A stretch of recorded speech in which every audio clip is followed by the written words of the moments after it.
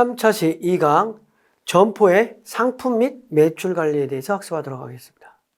매장 상품 관리. 매장 상품 관리 이야기하기 전에 머천다이징이라는 개념에 대해서, 머천다이징이라고 하는 거는 상품화라고 할 수 있는 거예요. 그래서 머천다이징은 MD라고 하는데, MD, 머천다이징은 이제 어떤 상품화라고 할 수 있어요. 그래서 유통업에서는 상품화라고 하는 거는 어떠한 유통업체가 어떻게 상품을 갖출 것인가, 어떠한 상품을 판매할 것인가, 이런 것과 관련되는 것이 머천다이징이라고 할 수 있는 건데, 이 머천다이징이라고 하는 업무는 유통업체의 핵심 업무이기 때문에 이 핵심 업무를 관리하는 MD, 머천다이저라고 하는 거가 어떤 유통업체의 꽃이라고 할 수 있겠습니다. 그래서 유통업체는 어떤 머천다이징을 어떤 수행하는 업이다.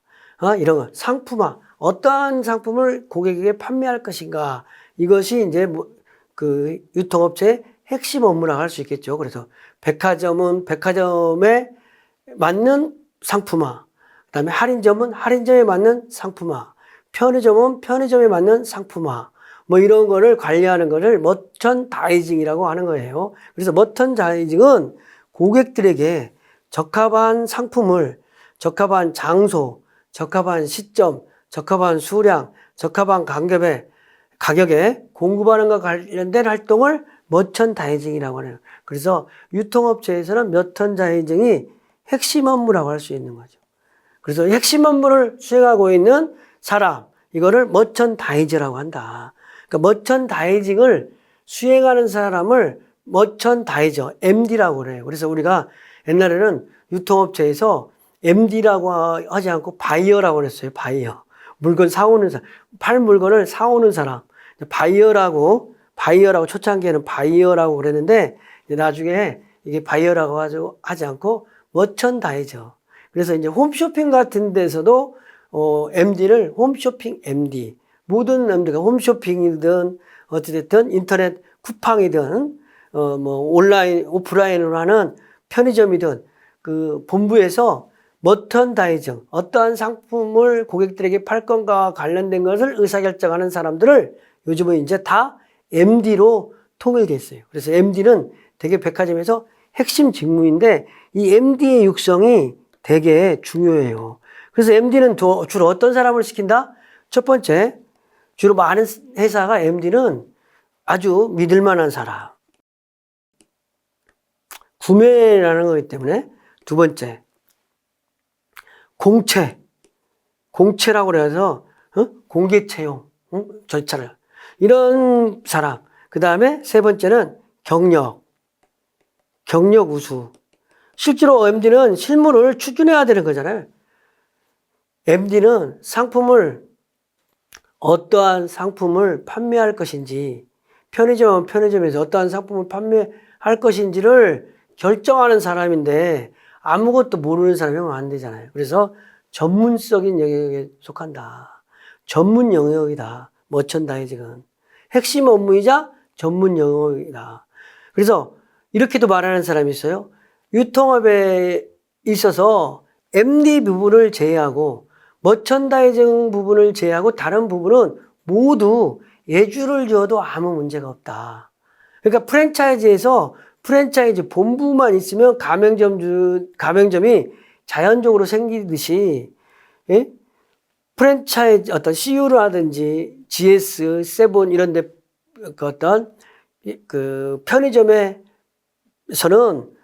MD 부분만 확실하면 프랜차이즈 가맹점은 자동적으로 생길 수 있다.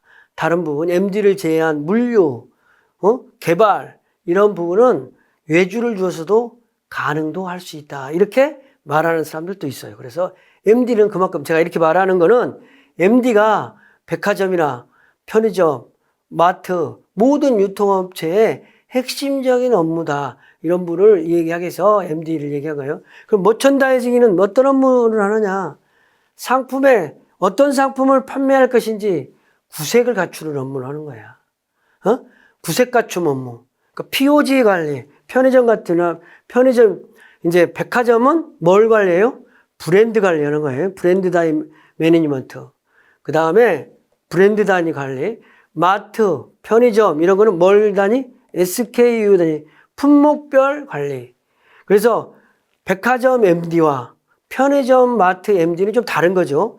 백화점의 MD는 브랜드 관리, 브랜드 유치에 대한 관리, 브랜드 매니지먼트, 상품 구색 관리라고 하면은 편의점이라든지 슈퍼마켓이나 마트의 MD는 상품을 구색 갖추는 역할을 하는 거야. 실질적인 MD라고 할 수 있겠죠. 그 다음에 머천다이징은 프로모션, 그 상품을 갖추는 것만 문제가 아니라 어떻게 판매할 거냐와 관계된 효율적으로 판매화를 어떻게 할 거냐와 관련, 어떻게 팔 거냐와 관계된 업무도 또 프로모션도 MD 업무다. 그리고 이제 그런 상품의 구색 관리 업무와 프로모션을 하기 위해서 매입 관리를 한다든지 가격 책정을 상품에 대해서 가격 책정을 한다든지 그다음에 레이아웃과 진열, VMD 이런 걸 한다든지 재고 관리를 한다든지 재고가 너무 많으면 매입량을 줄이고 너무 잘 나가면 매입량을 또 늘리고 너무 많이 있으면 재고 발주량을 줄인다든지 전체적으로 통제를 MD 통제 이런 부분을 통해서 어쨌든 재고 관리를 한다는 거죠. 그래서 여기에 있는 레이아웃, 진열, VMD, 재고 관리, 매입, 가격, 프로모션, 상품 구색 관리 이러한 중요한 유통업체에서 핵심적인 업무를 총체적으로 관리하고 수행하는 것이 머천다이징이다. 이 머천다이징을 실질적으로 집행하고 하는 사람이 머천다이저라고 해서 MD다. 이렇게 얘기를 하는 거예요. 그래서 카테고리 개념이다. 이건 뭐냐? 백화점이나 마트, 편의점 이런 데서 MD들은 카테고리 단위별로 품목별로 카테고리 단위로 MD가 있어요. 상품 MD가 있어요. 그래서 사실은 유통업체들은 대개 이제 대중소 상품을 분류하는데 그 분류 단위로서 그 상품 분류 단위로 MD를 업무가 되는 거예요. 그래서 야채 MD다. 그러면 또 청과 MD다. 그 다음에 공산품 MD다. 그러면 야채 MD는 야채에 대해서 청과는 청과에 대해서 공산품은 공산품에 대해서 그래서 이런 부분을 같은 카테고리 단위로 상품을 관리하게 한다. 그래서 유통업체들은 대개 상품을 대중소 3단계로 상품 구색, 진열, 프로모션 등 MD 업무를 상품의 어떤 단계별로 관리한다는 거죠. 대중소 분류를 통해서 상품 분류를 통해서 관리를 하는데 이게 상품 카테고리 관리다. 이렇게 설명하는 거죠. 근데 상품 카테고리 관리에서 SKU라는 게 있어요. SKU. 이건 단품이라는 건데 SKU는 편의점이면 편의점, 마트면 마트에서 지속적으로 상품에 대한 재고를 유지하는 부분, 유지하는 단품 단위, 최소 단위 분류.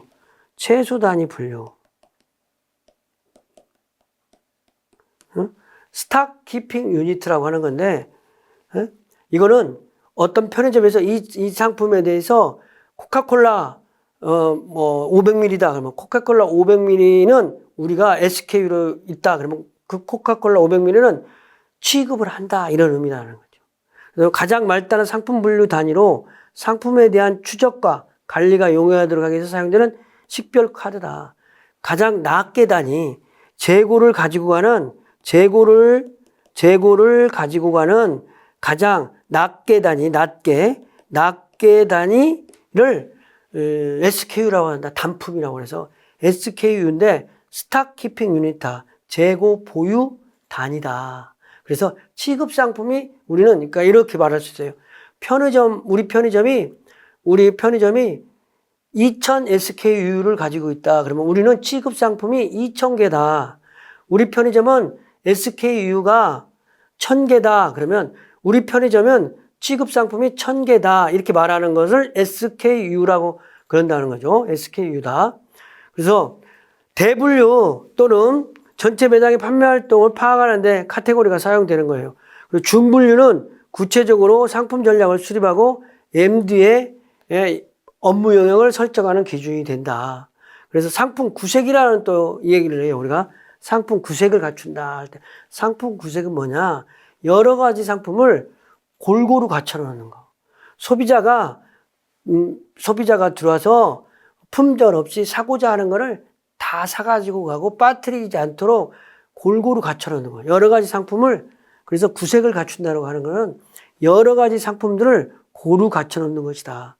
이것은 MD가 수행해야 되는 가장 기본적이면서도 중요한 업무다. 가장 기본적이면서도 핵심적인 업무가 상품 구색 갖춤. 그래서 구색 갖춤이다 이런 얘기는 구색이 갖춤이다라는 얘기는 어떤 편의점에 가면 살 게 많다. 그러면 그 편의점은 구색이 갖춰졌다. 또 어떤 편의점 가니까 내가 살 게 없어. 옆에 있는 다른 편의점 가면 살 게 많은데 그 편의점 가면 살 게 없더라. 그러면 그 편의점은 구색이 없다 이런 거야. 그래서 구색이 갖춰졌다는 거는 소비자가 살라고 하는 상품들이 고루고루 잘 갖춰졌다 이런 의미가 구색 갖춤이라는 거예요. 그래서 상품 구색의 폭과 깊이라는 얘기를 해요. 상품 구색이 폭이 있다, 폭이 넓다 그런 거는 상품 구색이 폭이 넓다, 좁다 이런 얘기는 뭐냐면 취급하는 카테고리가 많다 이런 거예요. 상품 구색이 폭이 넓다는 거는 그러니까 주류를 얘기하면 주류의 카테고리 폭을 맥주, 소주, 전통주, 양주, 포도주 다 취급한다. 그러면 상품 구색이 넓은 거야. 근데 우리는 맥주, 소주만 취급하고 전통주, 양주, 포도주 취급하지 않는다. 그러면 구색의 폭이 좁은 거다. 그래서 상품 구색의 폭은 카테고리 수를 말한다. 상품 구색이 카테고리가 많으면 상품 구색의 폭이 넓다 이렇게 말하는 거예요.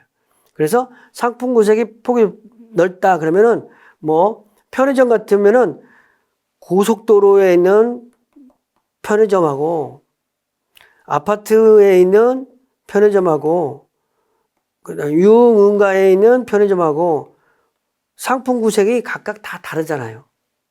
고속도로에 있는 편의점이나 고속도로 휴게소에 있는 편의점은 어떤 품목을 가져갈 필요가 없어요. 라면을 끓여 먹는 거라든지 봉지라면 이런 거 있을 필요가 없잖아. 그런 카테고리는 취급하지 않는 거예요. 그렇잖아요. 그리고 아파트에 있는 편의점은 아파트에는 세제 같은 거, 퐁퐁 이런 거 같은 것도 취급할 수 있죠. 세제 같은 거. 근데 고속도로에 있는 편의점에서는 퐁퐁이라든지 세제, 주방세제, 세탁세제 이런 것들을 취급할 필요가 있을까요? 없잖아. 그런 부분을 말하는 거예요. 그래서 상품 구색이 어디에 있느냐에 따라서 카테고리가 적을 수도 있고 넓을 수도 있는 거죠. 그리고 이제 상품 구색의 깊이라고 할 때는 카테고리 내에 얼마나 많은 구색을 가지고 있나. 그럼 맥주라고 그러면 맥주에도 카스 맥주가 있어요. 그럼 카스 맥주도 얼마나 많은 품목이 있느냐. 1.6리터짜리 대병짜리가 있어요. 1리터짜리 팩 맥주가 있어요. 그 다음에 700리터짜리 병소주가 있어요. 그 다음에 500리터짜리 병소주가 있어요. 500리터짜리 캔소주가 있어요. 330리터짜리 캔소주가 있어요. 그럼 얼마나 많은 캔소주가 있어. 이거를 얼마만큼 가지고 있을 거냐. 이게 이제 구색의 깊이가 된다. 소주도 여러 가지 소주가 있어요. 소주도 어찌됐든 사이즈가 많이 있잖아요. 500ml, 어떤 큰 병, 대병, 그 다음에 작은 거, 이렇게 종류가 있는데 그 중에서 어떤 사이즈만 있는가, 이런 것들이 상품 구색의 깊이라고 그러는 거예요. 그래서 폭이라고 그러는 거는 다양한 카테고리가 있을 때는 상품 구색 폭이 넓다. 구색의 깊이가 깊다 할 때는 동일한 품목에 여러 품목을 취급한다. 이런 의미가 되겠습니다. 그래서 적정 구색이다. 적정 구색이라는 것은 뭐냐? 어떠한 편의점에서 고속도로 편의점이야. 여기가 고속도로 편의점인데 고속도로의 고객에 맞는 상품 구색을 갖춰놔야 된다 이런 의미예요. 고속도로 편의점인데 휴게소에 걸맞는 상품은 별로 없고 아파트에 걸맞는 상품이 많다. 이러면 이게 잘못된 상품 구색을 가지고 왔다는 거죠. 그죠? 잘못된 상품 구색을 가지고 왔다. 그러니까 적정 구색이라는 거는 그 상황에 맞는 상품 구색이 돼야 된다는 거죠. 그 상황에 맞는 상품을 가지고 간다. 그래서 최대의 효율을 낼 수 있는 상품 수를 갖추는 게 적정 구색을 갖춰야 한다. 너무 구색이 많아도 그거를 관리하기가 되게 어렵잖아요. 고속도로 같은 데서 만약에 3000 SKU를 가지고 가는 거나 1500개 SKU를 가지고 가는 거나 매출액이 똑같다. 그러면은 1500개 SKU 취급 상품을 1500가지만 취급하면서 동일한 매출을 나오면 상품을 발주한다든지 어떤 또 판매원이 상품을 인지하고 판매한다든지 이런 거가 되게 용이한데 상품 구색수가 너무 많으면 고속도로 휴게소에서는 찾는 상품이 항상 거의 일정한 부분이 있을 거 아니에요? 휴게소에 필요한, 매점에 필요한 상품이니까. 근데 상품 구색을 어떤 그 아파트에 있는 편의점과 같은 똑같은 MD를 상품 구색을 다 가지고 가면 비효율적이잖아. 그러니까 거기에 맞는 그 상권, 그 점포 특성에 맞는 적정한 효율을 낼 수 있는 상품 수를 가지고 가는 게 적정 구색이라고 할 수 있는 거죠. 상품의 수를 압축하거나 늘리기도 해서 점포 상황에 맞는 적정한 상품 수를 찾아내서 이를 유지하고 관리하고 개선해 나가는 것이 적정 구색을 관리한다. 이렇게 하는 거예요. 그래서 점포, 어떤 특정 점포에 적정 구색을 관리하는 게 되게 중요한 업무 중에 하나예요. 그래서 적정 구색의 필요성은 뭐냐? 점포가 많은 품목을 가지고 간다고 해서 매출이 기하급수적으로 늘어나지 않는다는 거지. 품목수, 취급하고 있는 품목수와 매출과의 상관관계를 통해서 최소한의 품목으로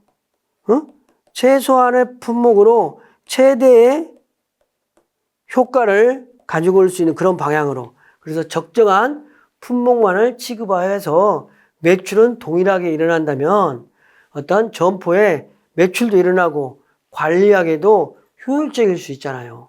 그래서 SKU와 매출 간에 어느 정도 함수관계는 있어요. 너무 구색이 없으면 고객들이 살 거 없다, 살 품목이 없다, 그래서 돌아간다는 거예요.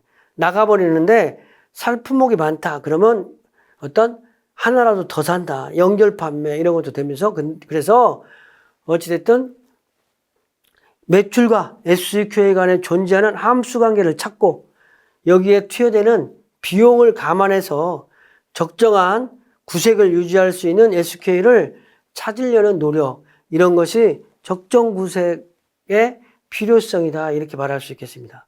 그래서 NB와 PB 상품에 대해서 이제 상품 관리에서 NB와 PB. NB는 내셔널 브랜드를 말하는 거예요. 내셔널 브랜드는 NB다. PB는 프라이베이트 브랜드라고 해서 유통업체의 자체 상표다, 이렇게 말할 수 있어요. 유통업체 자체 상표. 우리가 지금 PB 상품은 유통업체 브랜드의 상품을 말하는 거예요. 근데 PB는 왜 PB를 가지고 가느냐? 그러면은 유통업체 브랜드 상품을 가져가면 나의 브랜드가 다른 브랜드에 대해서 차별화를 가져올 수 있잖아요. 차별화. 그래서 지금 현재 편의점들이 PB 상품이 35%를 지금 넘어가고 있어요. 그래서 CU, GS, 세븐일레븐이 각각 동일한 편의점이 아니고 각각 다른 편의점이라고 할 수 있는 거예요. 완전히 상품이 다른 영역이 한 35%씩 된다라고 할 수 있는 거죠. 그리고 PB 상품에서 가장 지금 어떤 잘하고 있는 데가 코스트코의 커클랜드라는 브랜드로 PB 상품을 판매하고 있는데, 고기라든지 피자라든지 여러 가지 아이템들을, 어떤 닭이나 여러 가지 아이템들을 PB 상품으로 커클랜드라는 브랜드로 판매하고 있는데, PB 상품 구성비가 상당히 여러분들이 생각했던 것보다 기하급수적으로 지금 늘어나고 있어요. 그래서 PB는 뭐냐? 유통업체에서 PB 상품을 통해서 MB보다도 가격도 낮게 하면서 또 자기네들이 독점으로 판매하니까 수익률도 높고 가격이 싼지 비싼지 모르는 거야. 우리만 취급하니까. 그래서 유통업체들은 MB보다 수익률을 높일 수 있는 차원에서 PB를 막 구성비를 높이는 거예요. 구성비를. 그래서 NB는 뭐냐? NB는 내셔널 브랜드라고 하는데 제조업체에 의해서 개발되고 생산, 프로모션 등의 활동이 이루어지고 여러 유통업체에 판매되는 상품. 그래서 잘 알려진 오뚜기 상품, CJ 상품, 동원 참치 상품, 이런 상품처럼 누구나 아는 상품을 내셔널 브랜드라고 한다. PB라고 하는 것은 유통업체에서 자체 개발로 특정 유통업체에서만 판매되는 상품으로 유통업체가 예주에 이탁을 줘서 상품을 자기네 브랜드로 판매하는 거예요. 그래서 롯데 초이스 L, 뭐 신세계 백화점에서 옛날에 피코크 막 이렇게 시작했고, 홈플러스에서 뭐 홈플러스 그다음에 이제 이마트의 노브랜드라는 브랜드, 그다음에 뭐 어쨌든 여러 가지 그 어떤 자기의 브랜드 이름을 내걸고 어찌됐든 유통업체에서 브랜드는 새로운 브랜드를 장명하기도 하고 자기네 브랜드 이름을 쓰기도 하고, 그리고 이제 뭐 특히 예전에는 유제품이라든지 어떤 공산품에 한정되어 있던 거를 요즘은 이제 전 품목에 걸쳐서 뭐 전부 다 프랜차이즈 하고 있는 거예요. 그래 특히 HMR 상품, HMR 가정 간편식 이런 상품들이 요즘 잘 나가니까 편의점에서 이런 류의 상품, 도시락, 김밥 뭐 이런 류의 상품들을 많이 개발해서 그렇게 그 PB 상품의 매출이 구성비가 올라가는 거라고 할 수 있겠습니다. 근데 해외 사례도 보면 알디라는 알디는 독일의 최저가 할인점이에요. 알디는. 이 업체는 세계에 한 1만여 개의 매장을 운영 중에 있어요. 알디라는 브랜드가 영국에 뭐 어찌됐든 760개, 호주, 미국에 1800개. 근데 매출이 뭐 5년간 2배로 성장하고 상당히 독일 브랜드인데 이게 매출이 많이 신장하는데 그 이유를 보니까 성공 비결이 뭐냐. 알디 성공 비결. 알디가 유통업체에서 많이 성장했는데 성장 비결이 뭐냐. 매장에 인테리어나 장식이 없다는 거야. 그 다음에 현금 위주의 결제를 한다. 현금 위주의. 그 다음에 세일이나 할인 편파가 없는 거예요. 그 다음에 시식이나 시음이 없어. 그 다음에 전 직원이 멀티플레이로 일한다. 전 직원이 고객을 대응할 수 있다는 거죠. 모든 상품에 바코드를 최소 3개 이상 붙여가지고 계산대에서 바코드 찾으려고 노력한다든지 이런 일이 없다는 거죠. 그런데 이 회사가 PB 상품 위주로 영업을 한다는 거죠. 95% 이상을 알디의 매장에 95% 이상을 PB 상품으로 판매를 한다는 거예요. PB 상품. PB 상품 매출 구성비가 95%. 근데 그것도 1800개의 아이템으로 압축해서 월마트 매장에 SKU가 3만 개인데 저같은 대표 상품 1800개를 위주로 해서 매출을 막 한 90%를 나. 그러면서 월마트보다도 가격은 싸고, 어찌됐든 이러한 PB 전략은 가격이 저가임에도 불구하고 중산층 이상의 고객도 확보할 수도 있고 브랜드를 차별화할 수 있으니까 어떤 전략으로서 상품에 있어 매장에 상품 관리로 PB 상품을 유통업체에서 많이 만드는 거죠. 근데 또 이렇게 유통업체에서 PB 상품을 많이 만드는 거가 옛날에는 기본적인 틀이 옛날에는 제조업체 파워가 많았어요. 근데 요즘은 이제 유통업체 파워의 이동이 된 거지. 어떤 유통업체가 대규모화, 대기업화, 이렇게 유통업체와 파워가 세지면서 유통업체 자체 상품을 만들어서 파는 것이 더 유통업체의 파워를 더 극대화시킬 수 있으니까 이런 방향으로 노력들을 더 계속 지속적으로 하는 거라고 할 수 있겠습니다.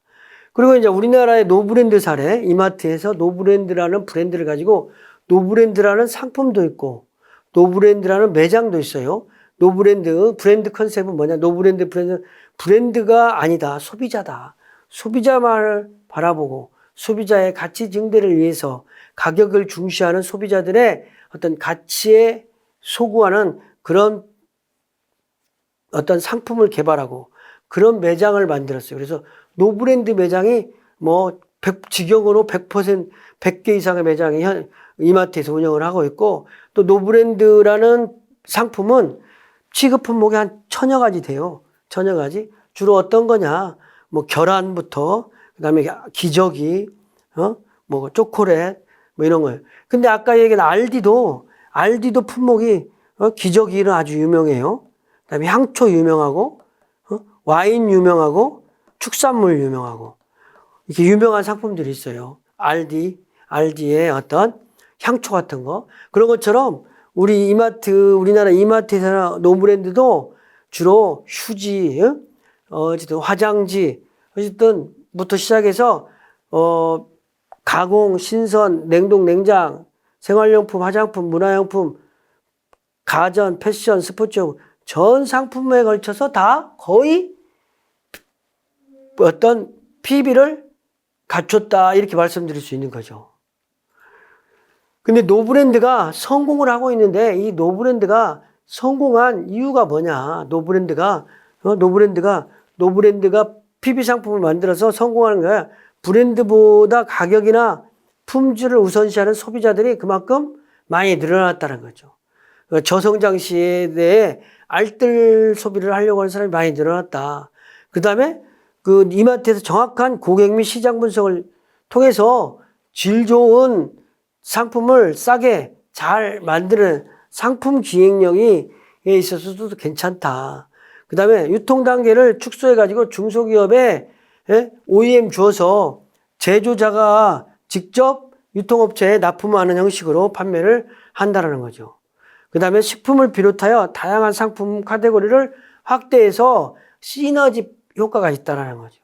PB 상품도 한두 가지 있을 때는 시너지가 없었는데 여러 가지 상품을 같이 판매하고 개발함으로써 그 시너지, 그 상품에 대해서 PB 상품이 괜찮다는 입소문 이런 것들에 의해서 그 점포에 대해서 로열티가 형성되고 그 충성도가 배가 될 수 있다는 거죠. 자, 어떤 그 GS의 원소주라든지 그 다음에 김치찌개라든지 뭐 이런 부분에 되게 어찌됐든 좋은 상품들, 많이 알려져 있는 상품, 그리고 CEO의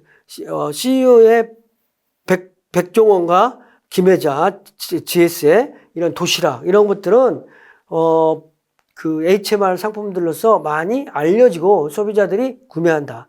특히 대학가 같은 데에서는 도시락에 대한 선호도가 되게 많은데, 그런, 그 편의점의 PB 상품들이 아주 잘 나가고 있는 것 같아요.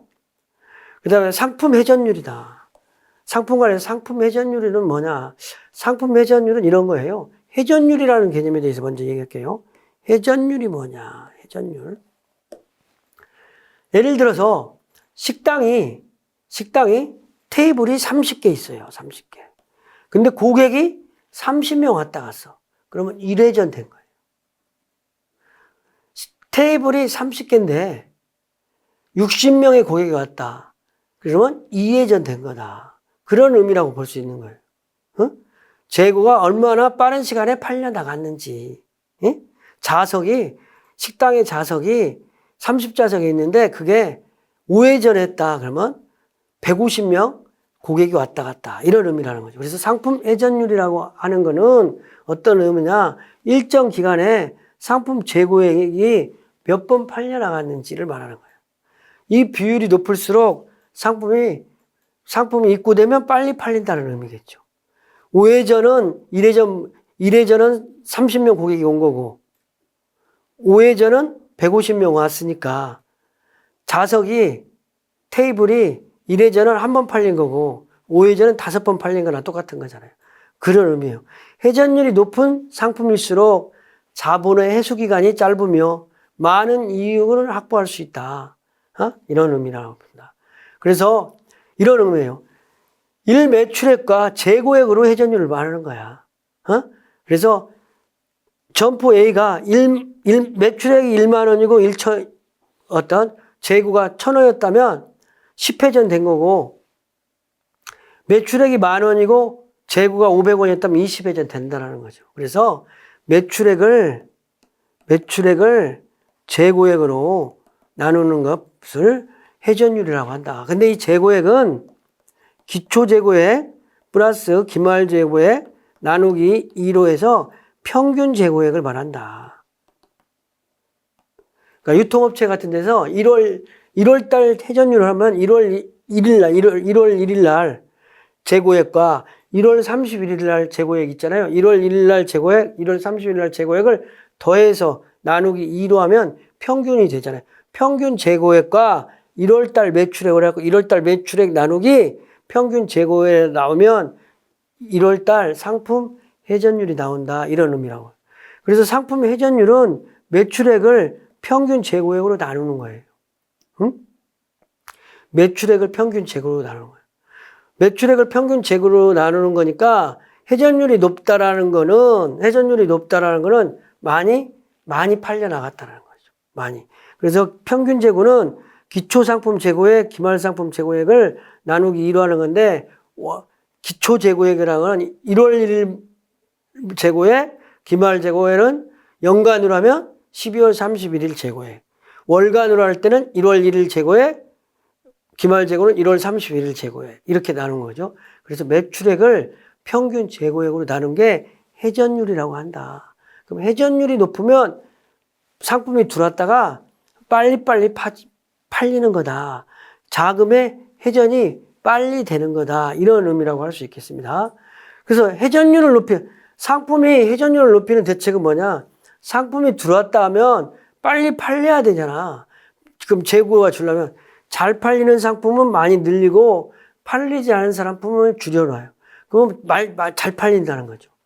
그 다음에 재고를 줄일 수 있는 상품을 줄여놓는 거예요. 어차피 매출액을 재고액으로 나누는 거니까 재고가 줄어들면 회전율이 높아지잖아요. 이 회전율을 높이려면 매출을 높이든지 재고액을 줄이면 회전율이 높아지니까 매출을 늘리는 역할을 하든가 재고를 줄이는 역할을 한다는 거죠. 즉 회전율이라고 하는 거는 매출액을 재고액으로 나누는 것이 회전율이다. 매출액을 재고액으로 나누는 게 회전율이다. 그러면은 회전율이 이 함수에서 회전율이 높으려면 매출액을 높이든가 재고액을 줄이든가 두 가지 중에 한 가지라면 이 회전율은 올라가게 돼 있다는 거죠. 그래서 잘 팔리는 상품을 많이 팔면 회전율이 올라간다. 이런 의미가 되겠습니다. 그죠? 그 다음에 교차 비율이라는 건 뭐냐? 교차 비율은 회전율도 잘 팔리면서도 이익이 많은 상품이 무엇인가? 이런 거를 이게 또 되게 좋겠죠. 잘은 팔리는데 이익이 안 좋으면 잘 팔려봤자 이익이 없는 거잖아요. 그래서 효율 좋은 상품이 잘 팔리면 얼마나 좋겠어요. 그래서 효율이 좋은 상품을 파악하는 거야. 매출도 잘 팔리면서 매출액도 높으면서 이익금도 높은 상품이 잘 팔리면 좋겠죠. 매출액도 높고 이익도 높은 상품이 잘 팔리면 매출액도 높아지면서 이익도 높아지잖아. 그래서 교차 비율은 매출액도 높고 이익률도 높은 상품을 어떻게 알아내는가, 어떻게 발견하는가, 이러한 거를 수치로 말하는 거예요. 그래서 교차 비율은 뭐냐? 효율이 높은 상품은 많이 판매돼서 이익이 많이 나는 상품이다.